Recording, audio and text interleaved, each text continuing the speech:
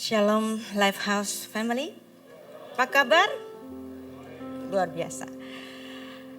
Pastor Wigan dengan segala resikonya mengundang saya karena saya nggak bisa berkhotbah, karena saya seorang guru pengajar. Jadi kalau saya diundang berdiri di sini bukan khotbah, jadinya apa? PA. Mohon izin. Kita akan belajar bersama-sama mengenai satu sosok, yaitu Abraham Avinu, dan kita mempelajari bersama mengenai pertumbuhan iman Abraham Avinu. Nah, saya bertanya kepada Pastor Wigan, kira-kira temanya apa untuk minggu di Lifehouse Family? Beliau mengatakan mengenai pembelajaran firman dan pertumbuhan iman. Jadi Anda jangan terprovokasi saya berdiri di sini, saya ngajar tentang iman bukan karena iman saya lebih besar. Tetapi Anda dan saya dan siapapun dari kita, pendeta besar, hamba Tuhan besar, semuanya ada di dalam proses iman. Sampai kita tarik nafas terakhir menghadap Sang Raja Semesta, kita ada di dalam proses iman. Nah, itulah Abraham Avinu. Jadi siapa itu? Kenapa kok disebut Abraham Avinu? Kenapa kok bukan Nabi Abraham? Nah, orang Israel itu menarik. Musa dianggap sebagai nabi yang sangat besar, nabi pertama bahkan. Lalu bagaimana dengan Abraham? Emangnya Abraham bukan nabi? Abraham tentu saja punya karakter kenabian. Tetapi Abraham lebih daripada nabi. Abraham adalah leluhur bangsa Israel. Jadi Abraham Avinu, gelar Abraham Avinu, Abraham bapa kita, itu adalah merujuk kepada yang lebih tinggi, bahkan lebih besar daripada Musa sendiri. Nah, iman itu berproses. Jadi Anda jangan terprovokasi juga. Abraham pun tidak dicetak beriman. Coba Anda cari di bagian Alkitab manapun, di mana kesalahannya Abraham?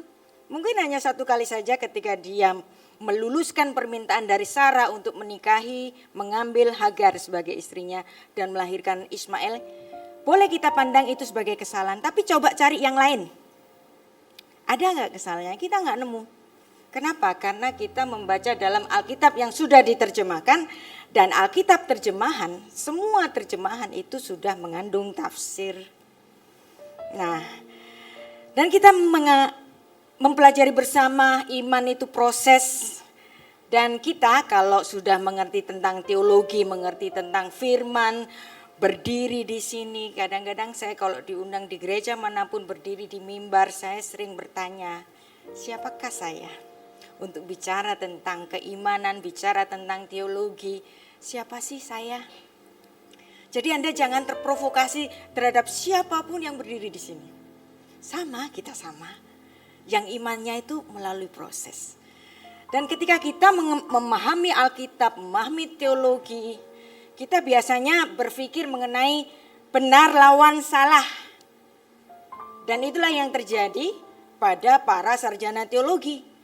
Pada para apologet di YouTube, entah polemikus Muslim maupun polemikus Kristen sama. Berdebatnya apa? Berantemnya head to head apa? Benar lawan salah, aku benar kamu salah. Aku benar kamu sesat, bidat. Benar lawan salah.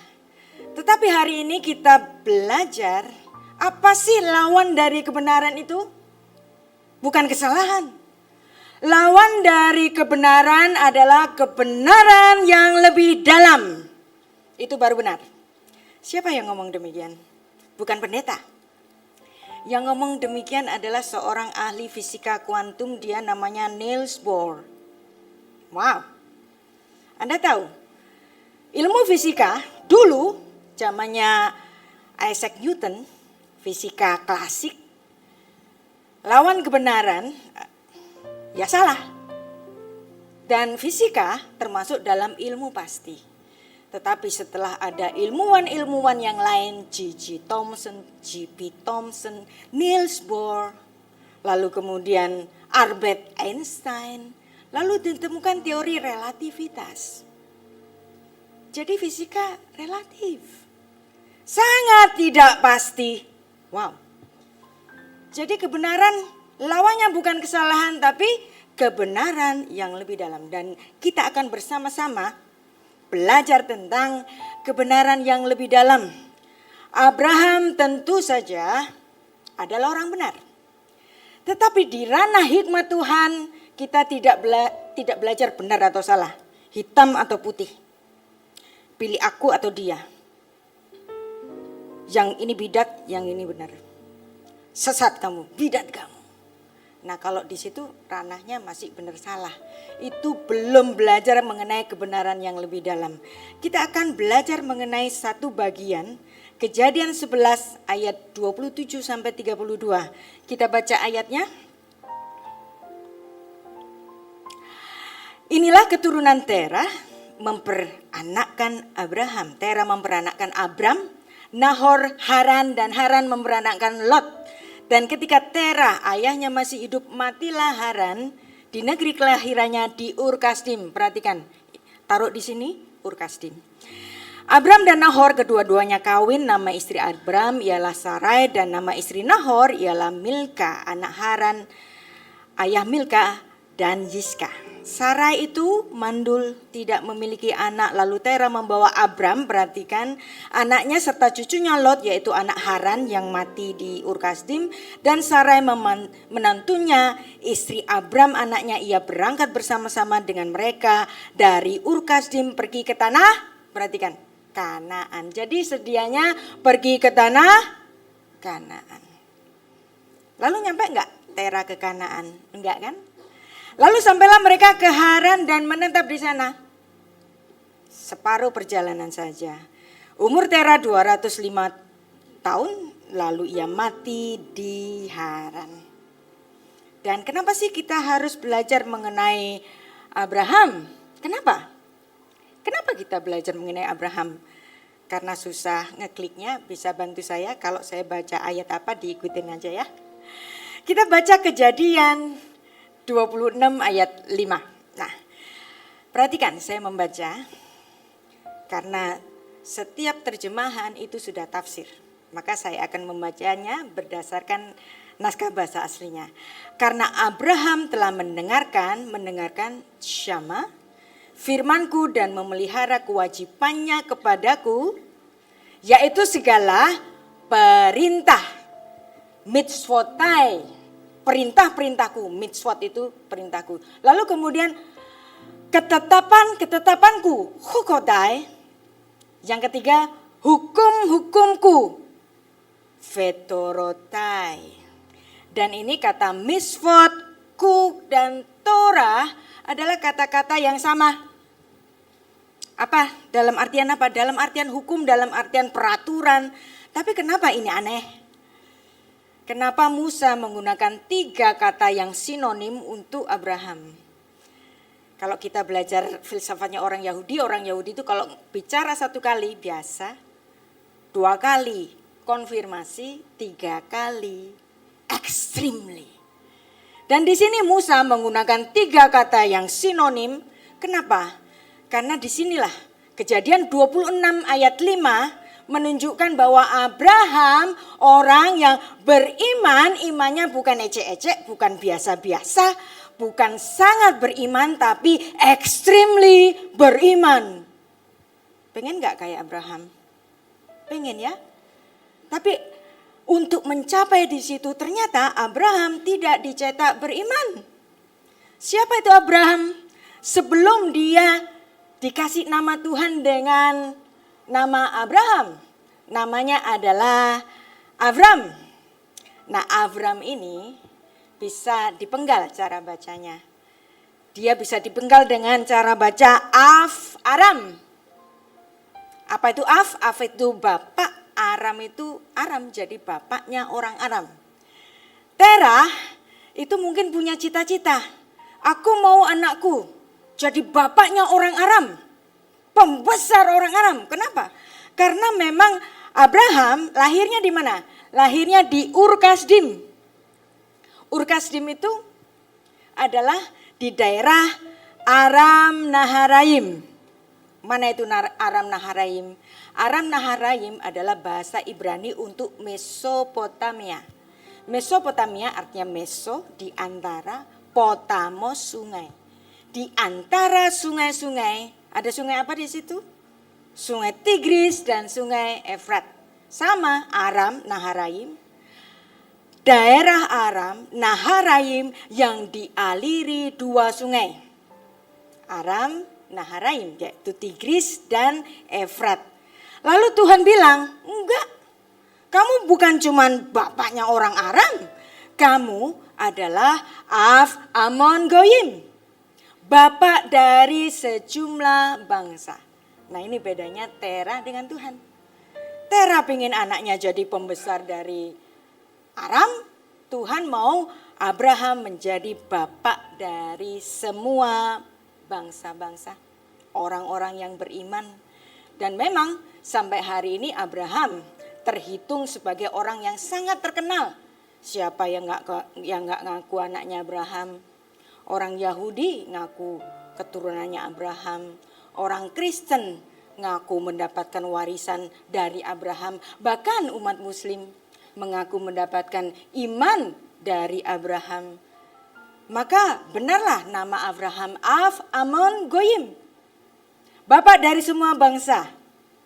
Sejumlah bangsa-bangsa. Kita membaca satu bagian Kejadian 12 ayat 1. Berfirmanlah Tuhan kepada Abram. Belum diganti ini namanya. Pergilah, leh-leha dari negerimu, dari sanak saudaramu dan dari rumah bapamu ini ke negeri orang yang kutunjukkan kepadamu. Pergilah. Kenapa kok sekarang beralih kepada Abram? Karena Terah tadi ternyata hanya sampai ke Haran. Dan kemungkinan ini. Mungkin saja Abraham bukan orang yang pertama dipanggil Tuhan. Mungkin Terah lebih dahulu. Mungkin juga ada orang-orang lain yang tidak meresponi. Nah makanya kita belajar mengenai mendengar dan meresponi. Nah siapakah itu Terah? Kejadian 11 ayat 26. Terah telah hidup 70 tahun, ia memperanakkan Abram, Nahor dan Haran. Dan di kitab Yosua, Terah itu dikatakan dulunya itu penyembah ilah asing. Dan kemudian dia dipanggil oleh Tuhan tapi gak nyampe. Nyampainya di mana? Haran. Bawa juga cucunya namanya Lot. Nah, dan kita akan belajar mengenai iman. Apa sih iman itu? Apa bedanya iman dengan percaya? Iman, bahasa Indonesia, berasal dari bahasa Arab dan berasal dari bahasa Ibrani. Bahasa Ibrani iman dan percaya itu berasal dari satu kata dengan akar kata yang sama. Kalau iman itu kata benda, percaya itu kata kerja. Jadi emunah kata benda artinya iman, percaya aman. Kenapa engkau merasa aman? Karena aku beriman, maka aku aman. Jadi tahu kan hubungannya? Dan inilah iman, aman, amin berasal dari kata yang sama. Dan satu hal yang perlu kita pahami bersama bahwa Alkitab, perhatikan, Alkitab kalau Anda bertemu dengan kata taat, obey. Nah, itu sebenarnya nggak ada kata taat dalam bahasa Ibrani. Menarik. Kenapa kok nggak ada kata taat dalam bahasa Ibrani Alkitab bahasa asli? Kira-kira kenapa? Kenapa kok nggak ada kata taat? Jadi kalau Anda membaca kata taat itu hanya terjemahan. Adanya bahasa Ibraninya cuman Shema. Shema. Terhubung dengan syahadatnya orang Yahudi, Shema Israel. Adonai Eloheinu, Adonai Echad. Dengar Israel, Tuhan itu Allah kita, Tuhan itu Esa. Dan kalau kita membaca misalnya dalam Nehemia 9 ayat 16, tetapi mereka, nenek moyang kami itu, bertindak angkuh dan bersih tegang leher, tidak patuh. Patuh kan ini diterjemahkannya. Tapi bahasa aslinya apa? Velo syamu, dan mereka tidak mendengar kepada perintah-perintahmu. Menarik. Kata dengar adalah kata yang sangat romantis dan Tuhan itu adalah Tuhan yang sangat romantis. Apa yang diterjemahkan dengan taat, obey, patuh itu adalah syama, mendengar, nasak, mencium, kemudian syamar, menjaga, kemudian yari. Padahal dalam bahasa Ibrani ada loh kata taat yaitu letzayet. Tapi kata taat letzayet nggak pernah dipakai di Alkitab Ibrani Perjanjian Lama. Kalaupun ada kata taat cuman terjemahannya saja. Dan kata ini romantis. Pastor Wigan, bayangin kalau orang yang engkau sayangi yaitu istrimu sendiri hanya mau bicara denganmu para suami-suami cuman ngomongin uang belanja. Dikasih list 1, 2, 3, 4, 5. Terus kemudian udah. Bukankah itu yang kita lakukan kalau berdoa? Tuhan kita kasih daftar permintaan, habis itu amin.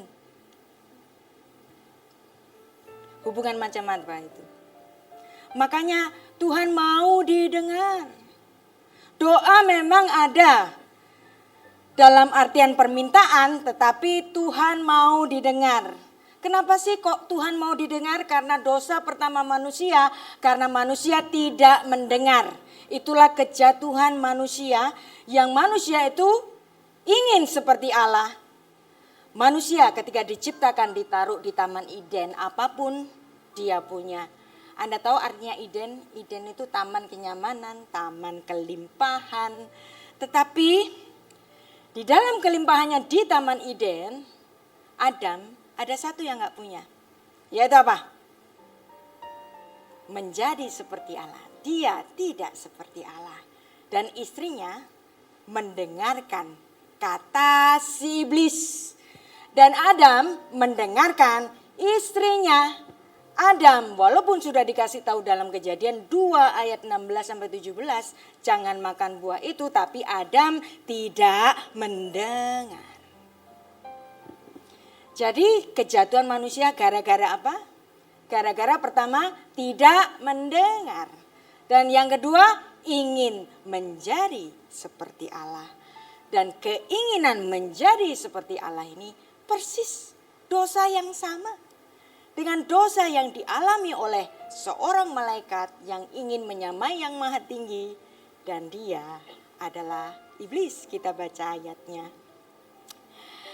Yesaya 14 ayat 12, wah engkau sudah jatuh dari langit, hai bintang timur putra fajar, Hillel ben Syahar. Yang ini biasanya diterjemahkan dengan Lucifer. Ya gak apa-apa, nama Lucifer itu nama terjemahan. Dan nama tafsir, ya. Engkau sudah dipecahkan dan jatuh ke bumi, hai yang mengalahkan bangsa-bangsa. Engkau yang tadinya berkata di hatimu, aku hendak ke langit, aku hendak mendirikan tahtaku, mengatasi bintang-bintang Allah. Dan aku hendak duduk di atas bukit pertemuan jauh di sebelah utara. Aku hendak langit, aku hendak naik mengatasi ketinggian awan-awan. Perhatikan, hendak menyamai yang maha tinggi. Bukankah ini sama? Dengan Kejadian 3 ayat 5 tadi, barulah kemudian Tuhan harus mengusir manusia itu dari Taman Eden. Kok Tuhan jahat? Salah sekali aja kok langsung diusir. Wow. Apakah Tuhan jahat ketika Tuhan mengusir manusia itu dari Taman Eden? Pengusiran dari Taman Eden justru karena kasih-Nya. Bayangkan dalam keadaan berdosa dari Adam, kalau dia makan buah kehidupan, maka Adam akan kekal di dalam dosanya. Maka dalam Kejadian 3 ayat 23-24 kita baca, lalu Tuhan Allah mengusir. Bahasa Ibraninya Vayeshallehu dari kata syalak. Kata syalak ini yang nanti muncul kata talak. Anda tahu kata talak artinya apa? Cerai. Dan Tuhan menceraikan dia dari Taman Eden supaya dia mengusahakan tanah dari mana dia diambil. Jadi konsekuensi dosa, cerai. Terpisah. Adam tidak dapat bersekutu lagi dengan Tuhan dan Tuhan tidak dapat mendekati lagi manusia. Kenapa? Karena manusia kalau melihat Tuhan pastilah dia mati dan itu di situ ada celah. Terpisah dan Tuhan menangis. Adam, di manakah kamu? Bukankah kata-kata ini kontradiksi? Bukankah dia maha tahu? Dia mestinya tahu dong. Adam lagi sembunyi di mana? Tahu dong. Dia maha tahu kan? Tapi kenapa dia berteriak pilu, Adam, di mana kamu? Jadi ini bukan tanya lokasi. Ini kesedihan Tuhan, Adam di mana kamu? Yang di mana Adam sekarang dibuang dari Taman Eden. Dan Taman Eden dipandang oleh orang-orang Yahudi sebagai galut. Galut. Tempat keterasingan. Tempat keterasingannya di mana? Tempat keterasingannya di Mesopotamia. Di Aram Naharaim. Anda tahu? Ketika Kain membunuh Habel. Ya, Kain tinggal di Nod yang di sebelah timur dari Eden. Berarti tinggal di dekat-dekat situ juga. Tadi kita sudah belajar apa? Abraham tadi lahir dari mana? Ur Kasdim. Ur Kasdim ada di mana? Ada di Aram Naharaim, ada di Mesopotamia. Tempat dahulu Eden ada. Berarti Adam ada di Galut. Maka inilah perlambangan Tuhan harus memanggil Abraham dari Galut untuk menuju ke tanah perjanjian. Tahun lalu, November 2024, saya khusus menyelesaikan buku saya yang terbaru, bab 9 dan bab 10. Saya tulis di Aram Naharaim, di Ur Kasdim, supaya di situ ada sentuhan bagaimana Tuhan memandang tempat itu sebagai Galut. Maka demikianlah Tuhan memanggil Abraham, Kejadian 12 ayat 1. Pergilah, lek-lekha dari negerimu, dari sanak saudaramu dan dari rumah bapamu ini ke negeri yang aku tunjukkan nanti kepadamu.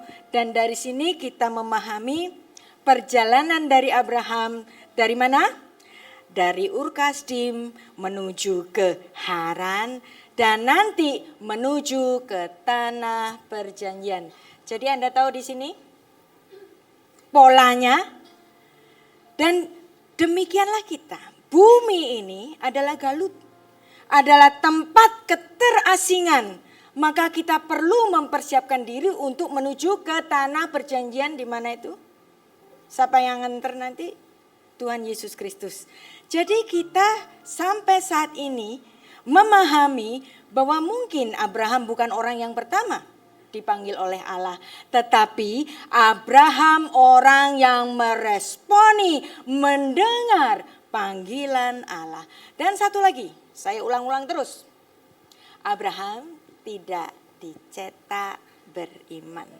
Dan kita mempelajari apa itu mendengar, apa itu taat dalam artian taat. Karena dari mendengar ada respon. Dari respon ada responsibility. Dan kita mempelajari bagaimana transformasi diri Abraham di dalam iman. Abraham mendengar kata Tuhan. Dan perhatikan di sini Kejadian 22 ayat 1. Ketika setelah semuanya itu Allah mencoba Abraham. Ia berfirman kepadanya, Abraham. Lalu sautnya Abraham bilang apa? Hineni. Ya Tuhan. Nah kalau ya Tuhan ini kan terjemahnya soft. Anda tahu kata hineni? Siap. Ini aku. Wow. Jadi ketika kalau Tuhan manggil Abraham, dia selalu hineni. Siap. ini aku. Firman-Nya menarik. Ambillah anakmu yang tunggal itu. Kenapa kok dibilang tunggal? Karena memang di kemah Abraham tinggal satu. Yang satu sudah disuruh pergi. Ismail sudah disuruh pergi. Jadi tinggal siapa? Ishak. Tuhan ngomongnya pelan-pelan. Yang engkau kasihi, yakni Ishak.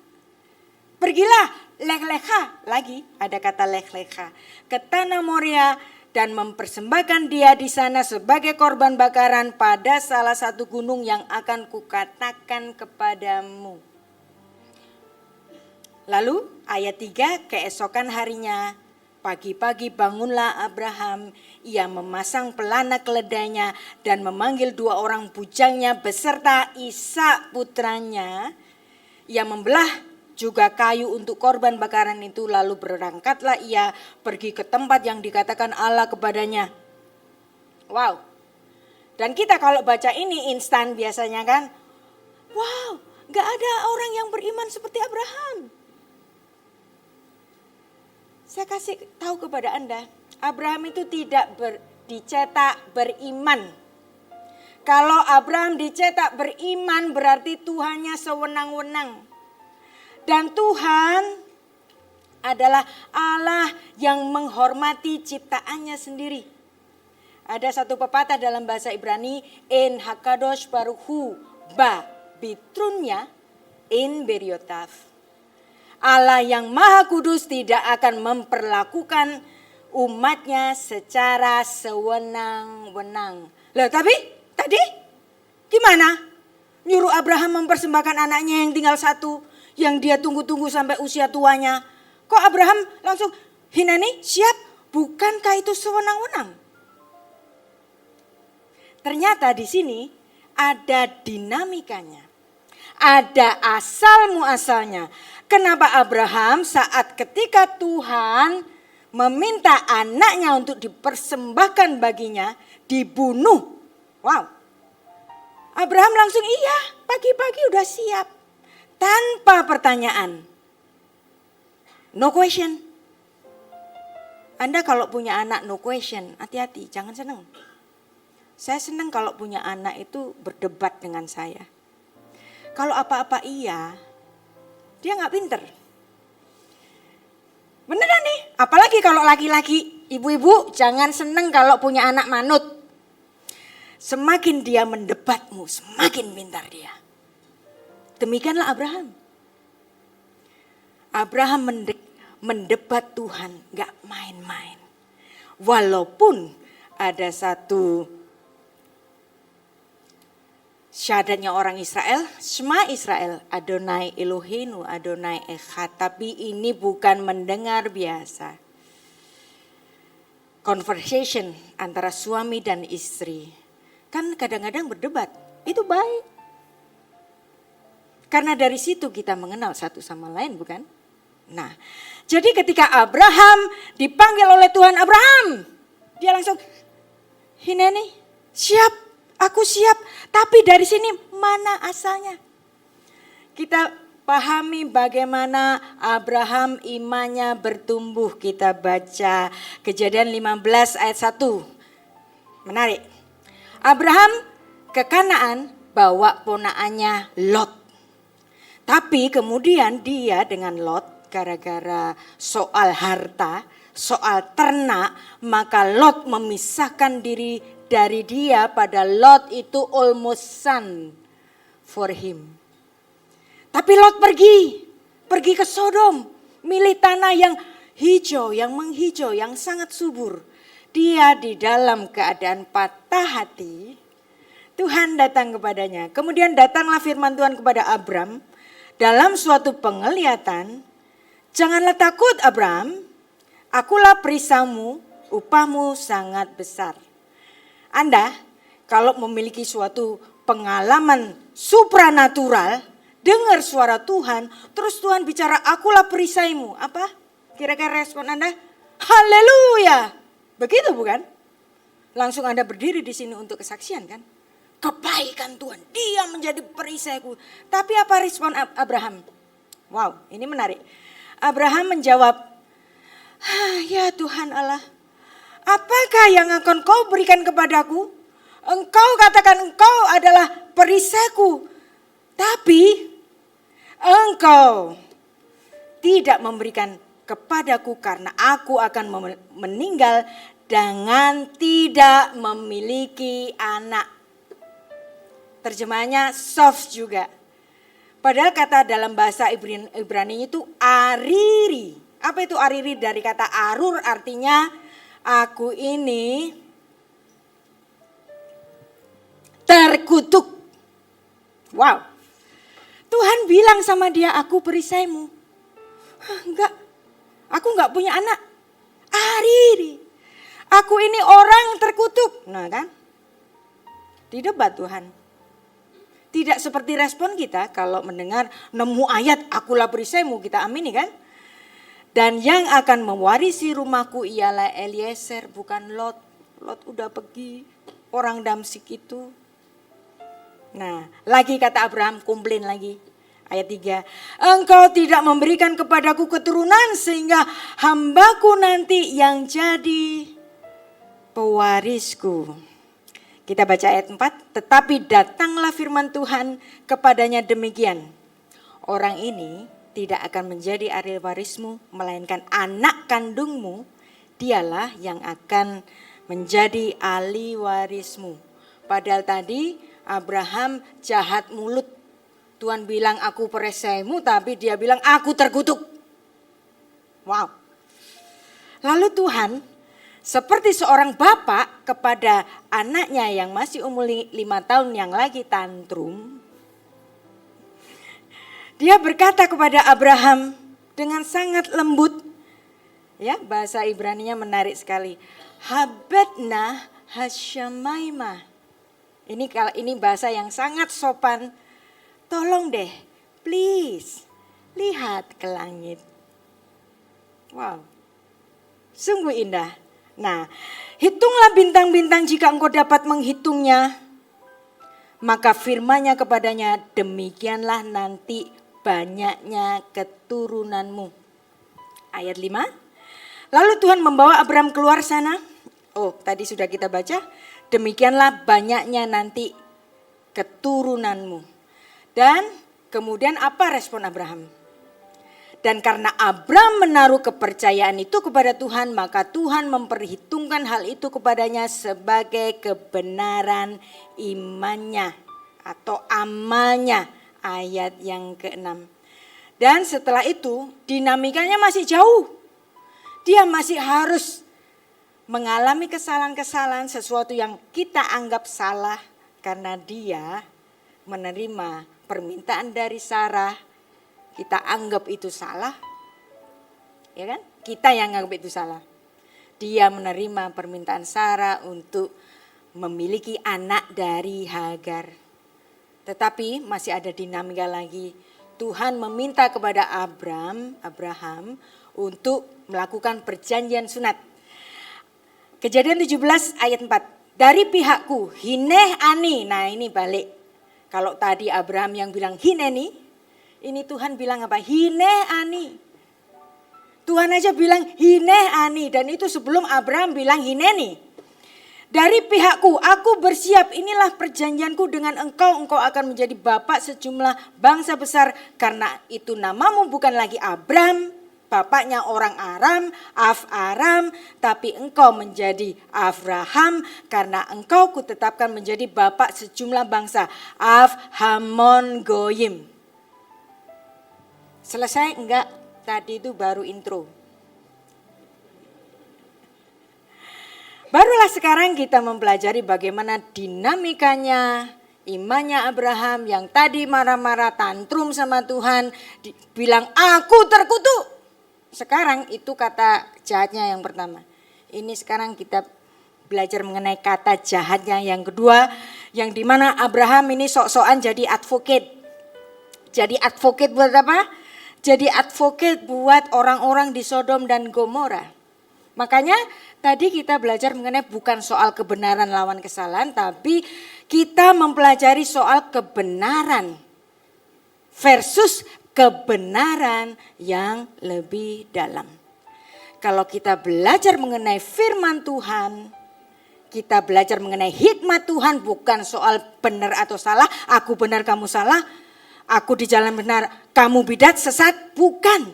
Kalau orang Kristen masih menyesat-nyesatkan orang lain, dia belum sampai di level kebenaran lawan kebenaran yang lebih dalam. Masih di level permukaan.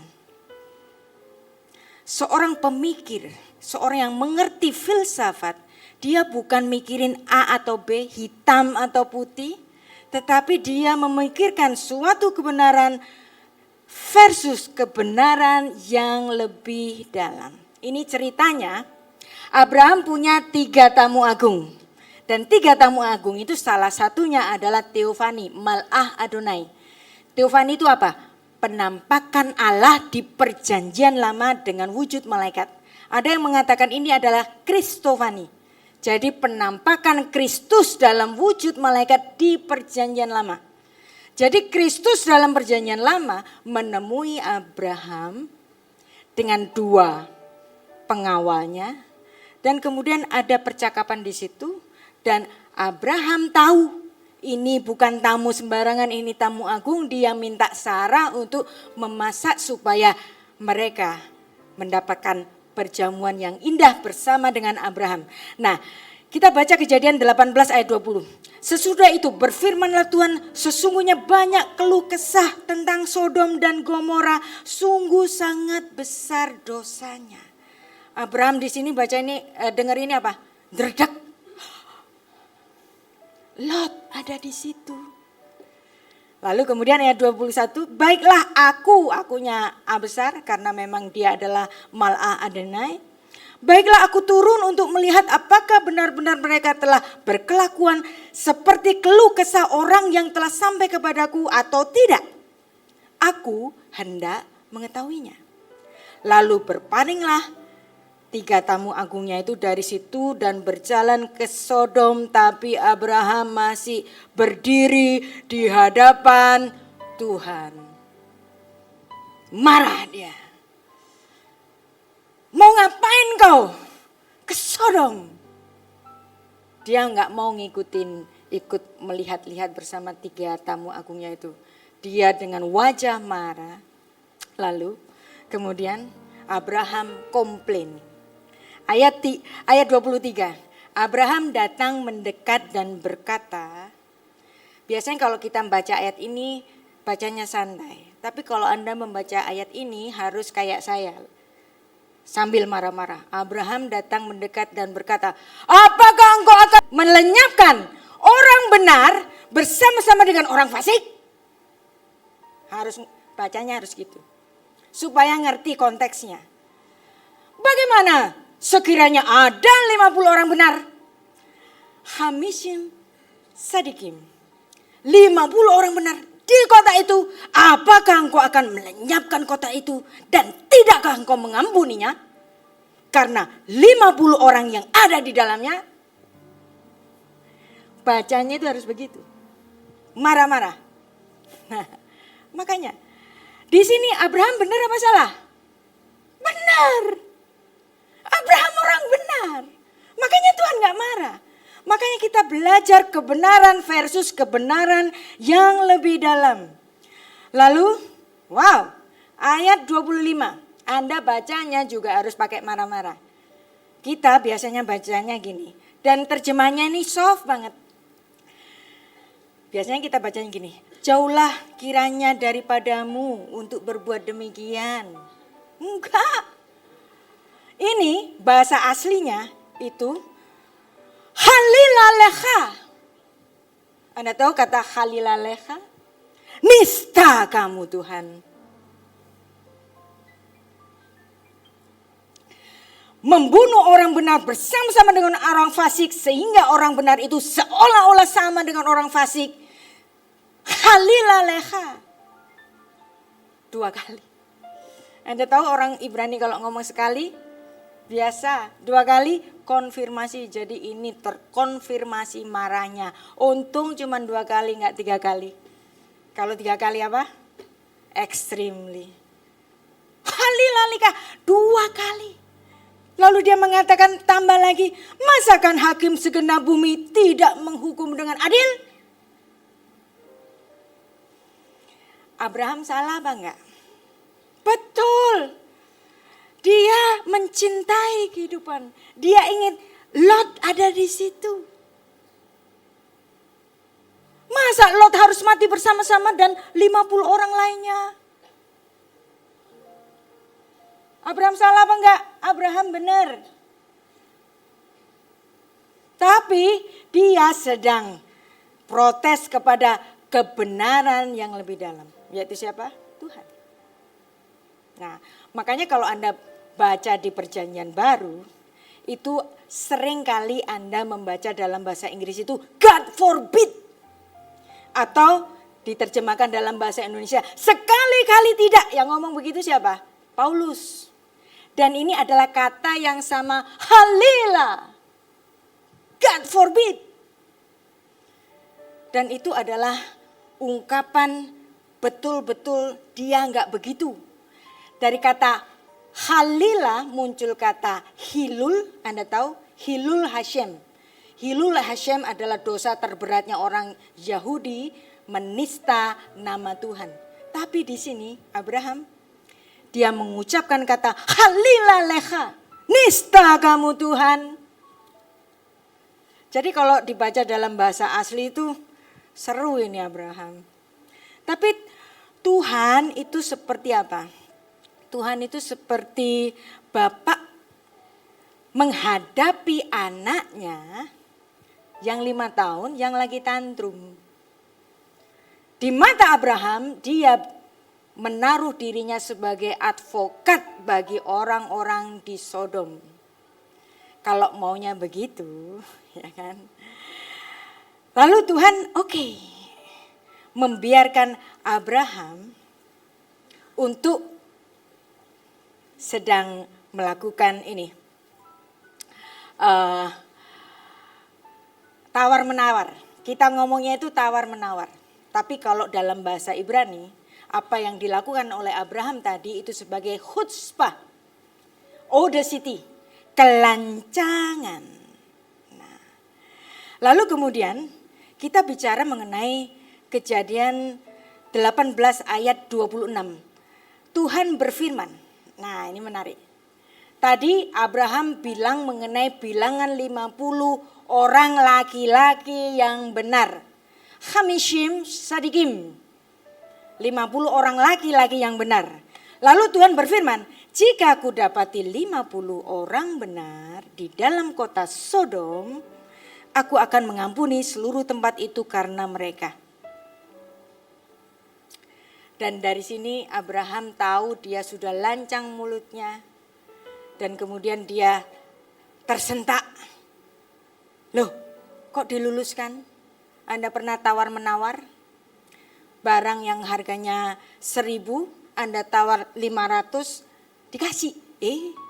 Kok dikasih? Jangan-jangan harganya cuma 200. Begitu bukan? Inilah yang dialami oleh Abraham.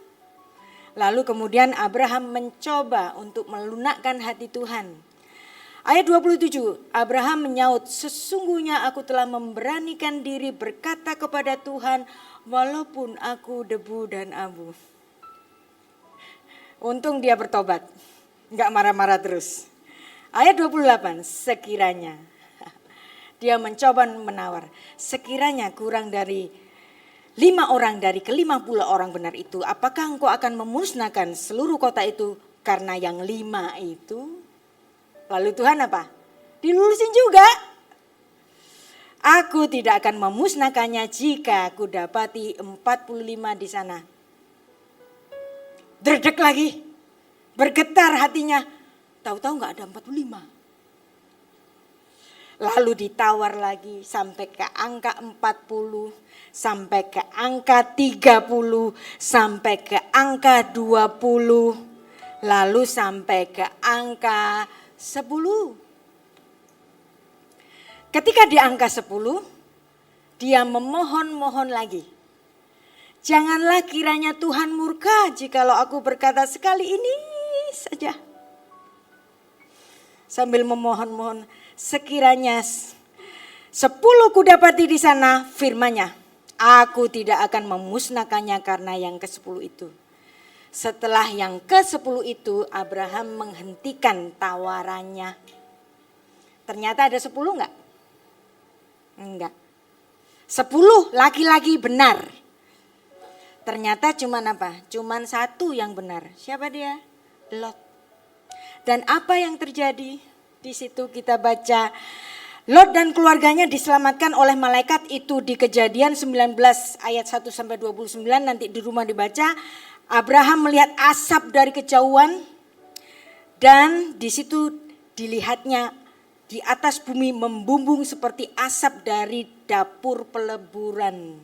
Anda bisa membayangkan di situ dia melihat dari kejauhan malaikat sedang menuntun Lot dan keluarganya keluar dari kota Sodom. Apa yang kira-kira dirasakan oleh Abraham? Kira-kira apa? Dia dengan sangat bergetar ketakutan melihat murka Allah melaknati kota Sodom dan Gomora. Dan kota itu kita kenal sebagai apa sekarang? Laut mati. Hari ini menjadi laut mati. Jadi dari pengalaman dari Abraham ini, Anda tahu? Ada yang namanya persekutuan doa dengan quorum 10. Kalau enggak 10, enggak mencapai quorum. Karena apa? 10 adalah tawar-tawarannya dari Abraham kepada Tuhan. 10 dia enggak berani nawar lagi. Tetapi ketika orang Yahudi menerapkan quorum 10 untuk persekutuan doa di perjanjian baru, Tuhan menurunkan quorum itu. Kita baca Matius 18 ayat 20. 2 atau 3 orang berkumpul dalam namaku, di situ aku ada di tengah-tengah mereka. Wow. Jadi enggak usah 10, 2 orang juga Tuhan datang. Dari kisah yang sudah kita pelajari di sini, mungkinkah ciptaan berdebat dengan Allah? Mungkin enggak? Mungkin. Kenapa kok mungkin? Karena Tuhan enggak mau umatnya percaya buta, taat buta. Enggak, dengerin aku. Maka ketika Abram dengan marah-marah seperti anak tantrum, umur 5 tahun itu seperti bapak, ya kan?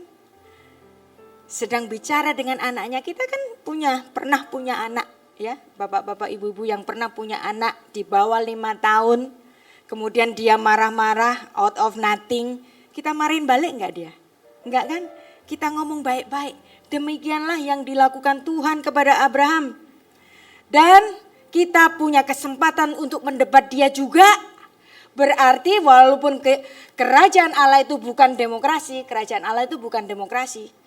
Karena pemimpinnya dari dulu, kini dan selamanya cuman Allah sendiri, dia adalah sang raja semesta. Tapi dia adalah seorang pemimpin yang demokratis. Dia mau menerima apa yang dipikirkan oleh anak-anaknya. Dan dia mau mengerti. Kenapa Tuhan gak marah dengan Abraham? Karena Tuhan tahu Abraham mencintai kehidupan. Ada kebenaran di dalam hati Abraham. Tetapi kebenarannya Abraham tidak tuntas. Dia harus mempelajari sesuatu kebenaran yang lebih dalam. Makanya dalam Yesaya 1 ayat 18 kita baca. Marilah, baiklah kita berperkara, firman Tuhan, sekalipun dosamu merah seperti kirmisi akan menjadi putih seperti salju, sekalipun berwarna merah seperti kain kesumba akan menjadi putih seperti bulu domba. Kita diperkenankan oleh Tuhan untuk mendebatnya. Dari sini makanya kita belajar lawan dari kebenaran bukan kesalahan. Kalau kita cuman mikirin benar salah, itu seperti yang di YouTube. Aku benar, kamu salah. Aku betul, kamu sesat, kamu bidat. Kamu wanes. Kamu sabelian. Masuk neraka kamu. Kalau mereka salah ya kasih tahu dong. Begitu bukan? Demikianlah ranah hikmat Tuhan. Lawannya kebenaran adalah kebenaran yang lebih dalam. Dan dari situlah kita dapat mengerti kenapa enggak pernah ada kata taat. Adanya apa? Shema, dengar. Karena Abraham, bapak orang beriman seluruh dunia, bapaknya kita semua, dia tidak dicetak beriman. Anda dan saya punya dinamika, keimanan masing-masing. Elia pun demikian. Dia bisa menang lawan 450 dewa Baal. Tetapi dia juga punya masa paceklik. Keterpurukan iman ketika dia dikejar-kejar oleh Isabel. Seorang nabi pun punya masa-masa paceklik dalam keimanan. Itulah kenapa Tuhan memperlakukan kita semua anak-anaknya tidak secara sewenang-wenang. Kita punya dinamikanya masing-masing. Ada prosesnya masing-masing. Proses saya, prosesnya Bunda Putri, prosesnya Pastor Wigan. Kita semua prosesnya beda-beda. Jangan terprovokasi gara-gara saya berdiri di sini. Saya tetap harus belajar sampai nafas saya terakhir nanti dipanggil Tuhan.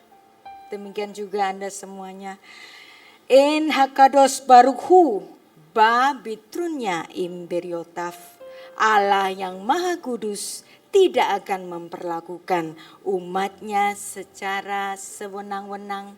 Maka tadi di dalam Kejadian pasal 22 ketika Tuhan memanggil Abraham, Abraham!